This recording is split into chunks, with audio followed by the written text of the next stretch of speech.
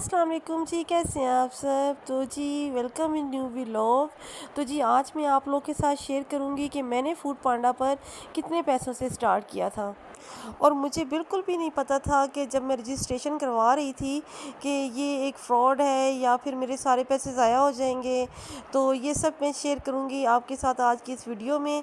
तो मेरे चैनल को लाइक सब्सक्राइब और शेयर लाजमी किया करें, ये मेरी छोटी सी रिक्वेस्ट होती है आप लोगों के साथ। तो जी मैंने सुबह का टाइम था, अपने बच्चों को दे दिया था नाश्ता।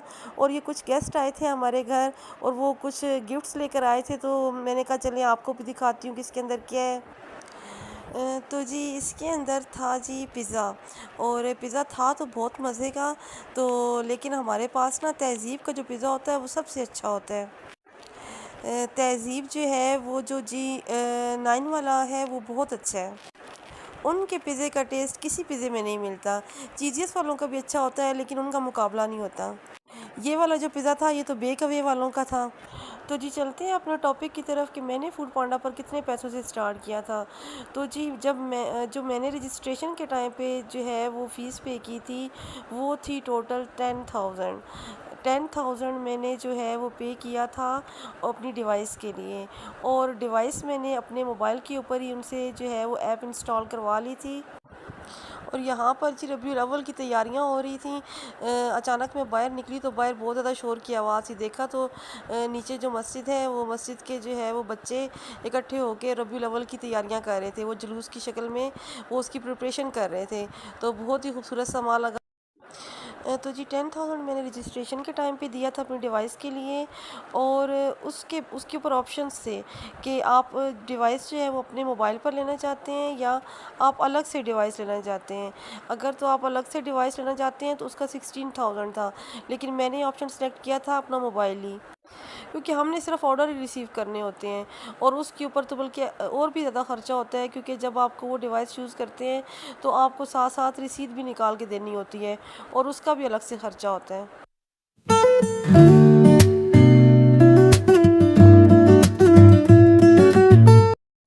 10,000 ही मैंने डिवाइस की दी है और बाकी के 10,000 में ही मैंने अपना बाकी सारा सामान, जो आइटम्स भी मैंने ऑन रखने थे तो मैंने उसका सामान ख़रीद कर जो है वो रख लिया। और जो भी पैकिंग कवर्स थे, अपने जो भी जितना भी पैकिंग मटेरियल था वो थोड़ा थोड़ा करके मैंने तकरीबन 10-10 15-15 डिब्बों के हिसाब से 10-10 15-15 पैक के हिसाब से जो है वो मैंने लेके रख लिया। और थोड़ा थोड़ा सामान पकाने का मैंने ख़रीद लिया। तो मटेरियल के ऊपर और खाने के सामान के ऊपर मेरा तकरीबन 10,000 का ख़र्चा आ गया। तो ये टोटल मिलाकर आपके बन गए 20,000। तो 20,000 में मैंने अपना काम स्टार्ट किया था।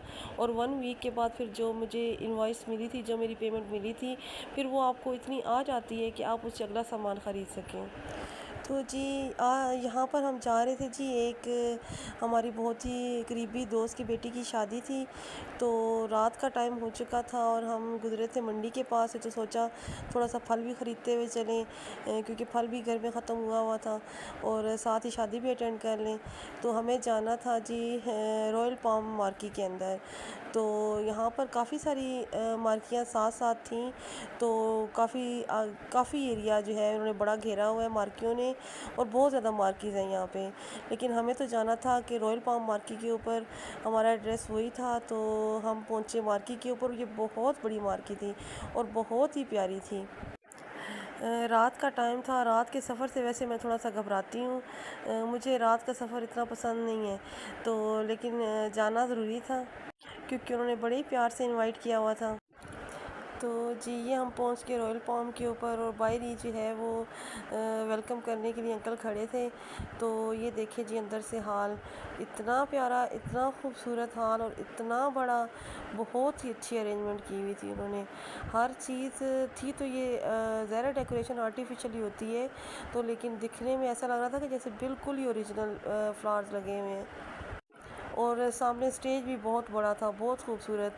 और इस मार्केट की जो छत थी वो इतनी प्यारी कि हर तरफ से जो है वो लाइटें ही लाइटें निकल रही हैं। और एक बहुत ही खूबसूरत सा समा था अंदर।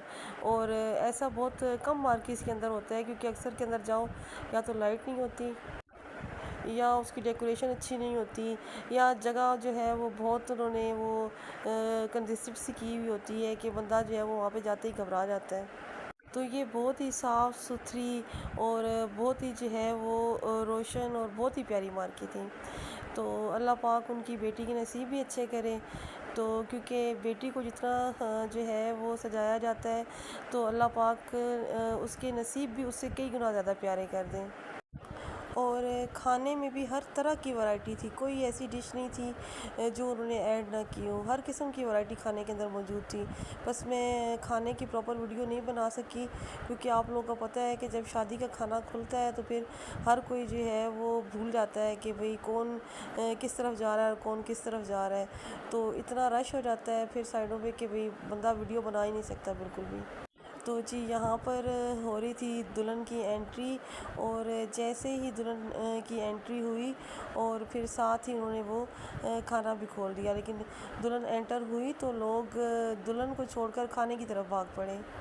तो ये चीज़ नहीं होनी चाहिए, क्योंकि देखिए उन्होंने इतना ख़र्चा किया है और दुल्हन को सजाया है, तो वो फिर इतना वो सब कुछ करने के बावजूद जो है वो उनको खाना लेट खोलना चाहिए, ताकि लोग जो है वो पहले उस चीज़ को तो एंजॉय कर लें।